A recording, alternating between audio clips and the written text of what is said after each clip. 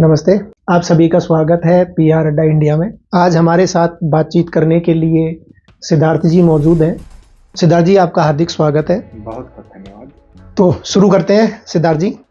वर्तमान स्थिति में यदि कोई व्यक्ति राजनीति में आना चाहे तो उसके लिए क्या आवश्यक कदम है जिनको आगे लेकर वो चले और वो राजनीति में अपने आप को स्थापित कर पाए? किसी भी चीज को शुरू करने के लिए, वो राजनीति हो या कोई और चीज हो, किसी भी फील्ड में यदि आप आगे बढ़ना चाहते हैं, यदि आप कुछ बड़ा करना चाहते हैं, तो सबसे पहले आपको क्यों का उत्तर पता होना चाहिए। अगर आप राजनीति में आते हो तो राजनीति में भी क्यों का उत्तर पता होना चाहिए, या फिर आप जिस भी प्रोफेशन में जाना चाहते हो वहां पे क्यों का उत्तर जरूर पता होना चाहिए। अब क्यों का उत्तर क्यों पता होना चाहिए, ये अपने आप में एक विषय है, क्योंकि यदि आप क्या और कैसे वाले मोड में बने रहोगे तो एक स्तर पे जाके रुक जाओगे। पर अगर क्यों वाले मोड में आप आओगे तो आपको विस्तार से जानना पड़ेगा और अपने आप को एक पर्पस के तहत आगे बढ़ाना होगा।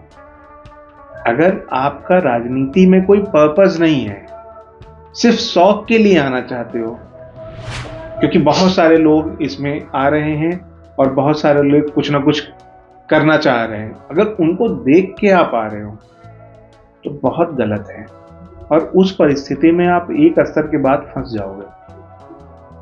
आप अपने जीवन का 5-10 साल लगा के और आखिरी में कहोगे कि हम तो अभी कुछ कर ही नहीं पाए।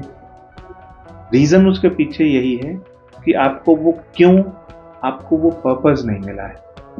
अगर वो क्यों और पर्पस आपको समझ में आ गया, तब राजनीति में आओ या किसी भी आप फील्ड में जाओ, आप हमेशा सफल होगे और उसको अपने आसपास के लोगों तक पहुंचा पाओगे, इंस्पायर कर पाओगे। जी, ये अच्छी बात आपने बताई है, लेकिन फिर भी दर्शक जानना चाहेंगे कि आखिर वो कौन सी जानकारियां वो अपने आप को कैसे डेवलप करे। जो वर्तमान राजनीति है उसमें अपने आप को स्थापित करने के लिए कुछ बहुत ही महत्वपूर्ण चीज़ों की आवश्यकता होती है। उन्हीं महत्वपूर्ण चीज़ों को वो किस प्रकार से आगे लेकर चले? जी, जैसे हमारा देश 1947 में आज़ाद हुआ, उस समय भी लोग राजनीति करने के लिए आ रहे थे, लेकिन उन लोगों के दिमाग में जरा आपने सोचा है कि क्या चलता रहा होगा उस समय? ऐसा तो था नहीं कि उस समय बहुत कैमरे की चकाचौंध थी, बहुत न्यूज़पेपर्स थे, बहुत सारे आर्टिकल्स छप रहे थे, बहुत सारी बातें हो रही थी। ऐसा तो कुछ भी नहीं था, फिर भी राजनीति वहां पर थी। क्या उनके दिमाग में चल रहा था? उनके दिमाग में एक पर्पस था ना। क्या पर्पस था? कि देश को आजाद करना है, अंग्रेजों से मुक्त कराना है। उसके बाद हमारे देश में जो भी आबादी है उसके जीवन जीने के लिए कुछ ना कुछ खाने की व्यवस्था करनी है। अब जो भी लोग उस समय राजनीति में आए, आप देखिए कि उनके पीछे एक बहुत बड़ा माइंडसेट था, बहुत बड़ा पर्पस था, बहुत बड़ी मतलब विचारधारा थी। वो लोग उस फॉर्म में लेकर अपने आप को आगे बढ़ रहे थे।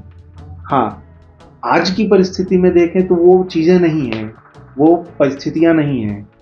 यहाँ पर आज किसी अंग्रेज से आज़ाद नहीं करना है, किसी भी खाने की बहुत किल्लत उस तरीके से नहीं है जिस तरीके से 1947 या आज़ादी के बाद थी। पर आज के जो चैलेंजेस वो अलग प्रकार के। जैसे आज के चैलेंजेस में अगर हम देखें तो किसी भी व्यक्ति को राजनीति में आने के लिए सबसे पहले ये देखना होगा कि आप राजनीति में क्या चीज़ नई ला रहे हो। क्योंकि पुराने ढर्रे पे अगर आप आओगे कि हमें भी विधायक और सांसद बनना है, तो बात नहीं बनेगी।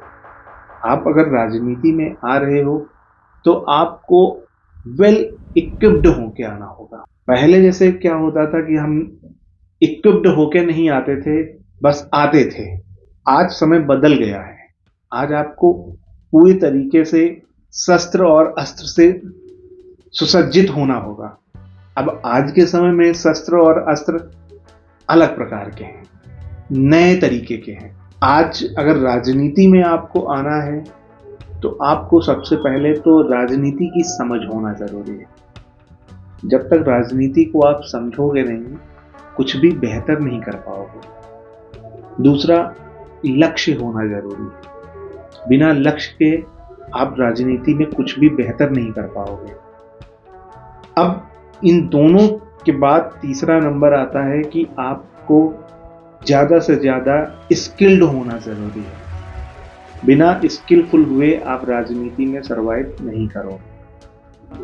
उसके बाद आपके पास में वो स्किलफुल लोग होने ज़रूरी हैं जो आपको पूरी तरीके से चारों तरफ से सपोर्ट देते हुए आगे की तरफ ले जा पाएं, यानी कि अच्छे लोग ज़रूरी हैं।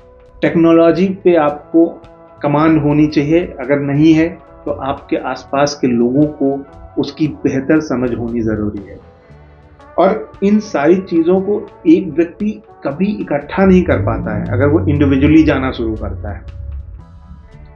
पर इससे जुड़ी जो एजेंसीज हैं या इनसे जुड़े जो लोग हैं, वो ये सारी चीज़ें कहीं ना कहीं करके अपनी चीज़ों को इकट्ठा करके बैठे हुए हैं। अगर आपको खुद पे आप काम करके आ रहे हो, उसके बाद आपको लोग चाहिए, तो लोग या तो आप समय लगाकर उनको बनाओ, और जब आप लगा के बनाते हो तो बहुत सारे लोग हैं जो आपकी जो ज़रूरतें हैं उनको पूरा नहीं कर पाते। लोग तो हो जाते हैं पर आपकी ज़रूरतें नहीं पूरा हो। उसके लिए आपको किसी न किसी ऐसे ऑर्गेनाइजेशन के पास जाना होता है जो आपकी जो कमी बेसी है, जो आपकी ज़रूरतें पूरी होने में कुछ कमियां रह गई हैं, उनको पूरा कर सके। वहीं पर हमारे जैसी कंपनीज भी अपना रोल प्ले करती हैं। हमारी जैसी जो कंपनीज हैं, हमारे जैसे जो ऑर्गेनाइजेशन हैं, उसमें वो सारी चीज़ें होती हैं जो आज के आधुनिक राजनीति में कैसे आगे बढ़ा जाए, कैसे अपने आप को एक बेहतर जगह पर प्लेस किया जाए, उसमें हम पूरा का पूरा सहयोग देते हैं। जी बिल्कुल। राजनीति में आने के लिए या किसी और क्षेत्र में भी आप जाते हैं तो उसमें बहुत ही महत्वपूर्ण चीज़ होती है उद्देश्य का होना, जो आपने बताया। अच्छी बात है कि जो युवा है वो कम से कम राजनीति में आने के लिए तो अपना उद्देश्य निश्चित करके आए, ये बहुत ज़रूरी है उसके लिए, ताकि वो अपने आप को स्थापित कर पाए। अभी वर्तमान राजनीति में हमने ये महसूस किया है कि सोशल मीडिया का बहुत ज़्यादा इन्फ्लुएंस होता है, तो इसके बारे में आपकी कंपनी या आपके विचार क्या हैं जो युवाओं को आप अपने साथ साझा करें तो उनके लिए ज़्यादा फायदेमंद होगा? जी, जैसे 2020 में कोरोना आया। कोरोना के बाद लोगों की जो सोशल लाइफ हुई वो बहुत संकुचित हो गई, बहुत लिमिटेड हो गई। उसी दौरान लोग अपने आप को दूसरे लोगों तक पहुंचाने के लिए कुछ माध्यम ढूंढ रहे थे, और उस समय जो सबसे बड़ा माध्यम निकल के आया वो सोशल मीडिया। लोग अपने घरों में बैठ के सुबह से शाम तक कुछ ना कुछ कर रहे थे और उसको सोशल मीडिया के माध्यम से लोगों तक पहुंचा रहे थे। अगर सोचिए, उस समय इंटरनेट नहीं होता, उस समय सोशल मीडिया साइट्स जैसे फेसबुक, इंस्टाग्राम, ट्विटर, लिंक्डइन, अगर ऐसे प्लेटफॉर्म्स नहीं होते तो लोग अपनी बात कैसे लोगों तक पहुंचाते? संभव ही नहीं था। और उस दौर के बाद, उस कोरोना दौर के बाद लोग अपनी बात, अपने आप को एक्सप्रेस करने के लिए सोशल मीडिया का सहारा लेने लगे। पहले लोग सोशल मीडिया साइट्स और फोन से दूर रहते थे, पर आज की डेट में लोग जितना अपने घरों में रहते हैं उससे कम सोशल मीडिया पे भी नहीं रहते हैं। वो अच्छा खासा समय अपना सोशल मीडिया साइट्स पे बिताते हैं।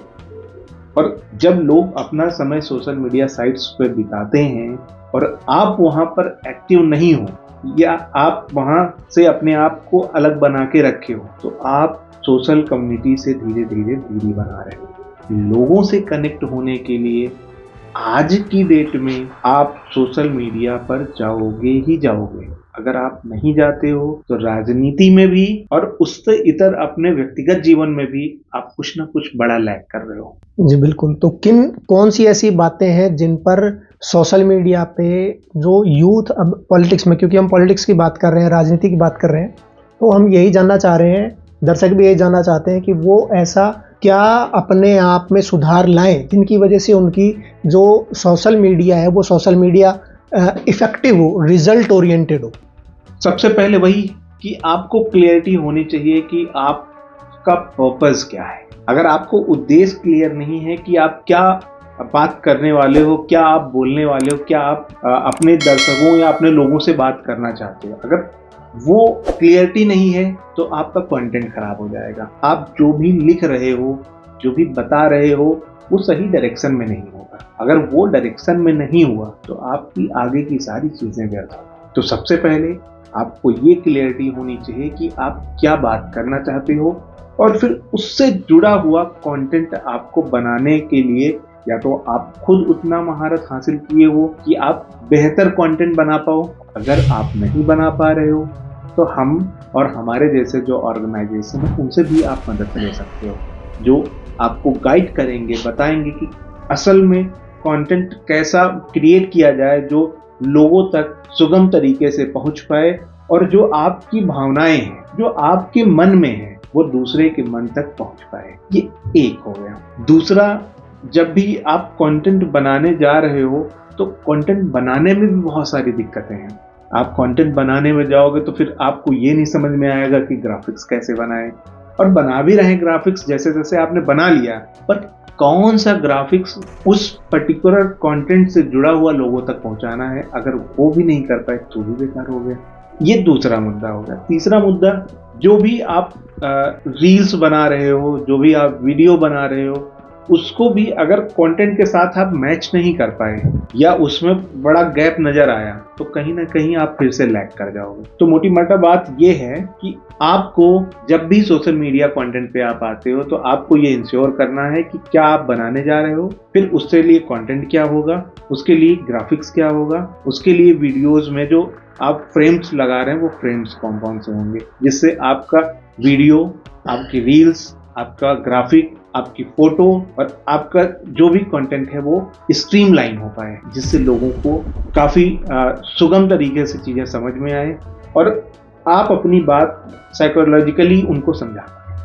जी बिल्कुल, बहुत सही बताया आपने कि सोशल मीडिया पे अभी हम देखते हैं कि बहुत से लोग ऐसी हरकतें भी करते हैं जिनकी वजह से उनको फेमस होने का बड़ा शौक होता है, और इसी फेमस होने के चक्कर में वो बहुत सारे गलत कंटेंट, गलत वीडियोस अपलोड करते हैं, गलत ग्राफिक्स अपलोड करते हैं। तो ये एक अच्छी जानकारी दी है कि जो पॉलिटिक्स में आना चाहता है वो अपना विजन क्लियर रखे और अपने विजन के अकॉर्डिंग ही अपने कंटेंट, ग्राफिक्स और वीडियोस पर ज़्यादा फोकस करें। ये सोशल मीडिया क्योंकि बहुत इम्पोर्टेंट रोल इसका रहता है सभी के लिए, चाहे वो सार्वजनिक जीवन में रहे या व्यक्तिगत जीवन में रहे, पॉलिटिक्स में रहे या कोई और अदर इंडस्ट्री में रहे। इसके अलावा एक राजनीतिक के लिए, सफल राजनीतिक जिसको कहते हैं, वो किस प्रकार अपने आप को, अपनी टीम को, जैसा आपने बताया कि टीम होनी चाहिए, उसके पास कंटेंट क्रिएटर होने चाहिए, कंपनी होनी चाहिए, उन सब के अलावा कुछ ऐसा खास आप उनको बताना चाहेंगे जिसकी वजह से कि वो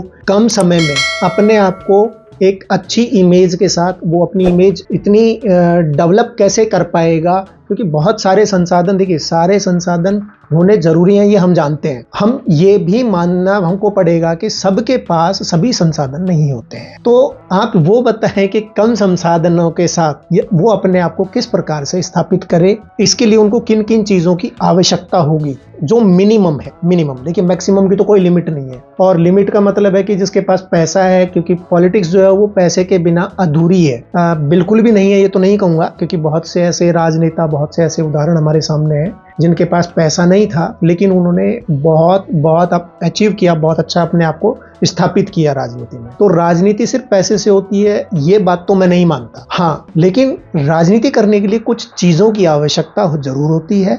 वो मिनिमम क्या है, आप और आपकी कंपनी इसके ऊपर क्या काम करती है, इसके ऊपर आप थोड़ा सा प्रकाश डालें। जी बिल्कुल। जैसे एक कंपनी में हम किसी भी प्रोडक्ट की पोजीशनिंग करते हैं, कोई भी प्रोडक्ट कैसे ब्रांड बनेगा, उसके लिए हम बहुत रिसर्च करते हैं, बहुत लोगों से सलाह मशवरा करते हैं। उसके बाद हम एक कंक्लूड करके एक जगह पर पहुंचते हैं कि इस प्रोडक्ट को अगर इस फॉर्मेट में हम रखते हैं या पहुंचाते हैं तब जाके वो प्रभावी होगा। सीधे उसी प्रकार से अगर हम किसी इंडिविजुअल को हम पोजिशनिंग करें, उसको बताएं कि आपको ये चीजें करनी है। फिर भी इंसान है, वो अपने हिसाब से दिमाग लगाता ही है। तो सबसे पहले क्या है कि उस व्यक्ति जो राजनीति में आना चाहता है उसको अपनी पर्सनालिटी के ऊपर काम करना होगा। अब पर्सनालिटी कहाँ से आएगी? पर्सनालिटी आपकी सोच से आएगी। क्या आप सोच रहे हैं, क्या आप करना चाहते हैं, वो बहुत इंपॉर्टेंट है। अगर आप सही मनसे के साथ राजनीति में नहीं आएंगे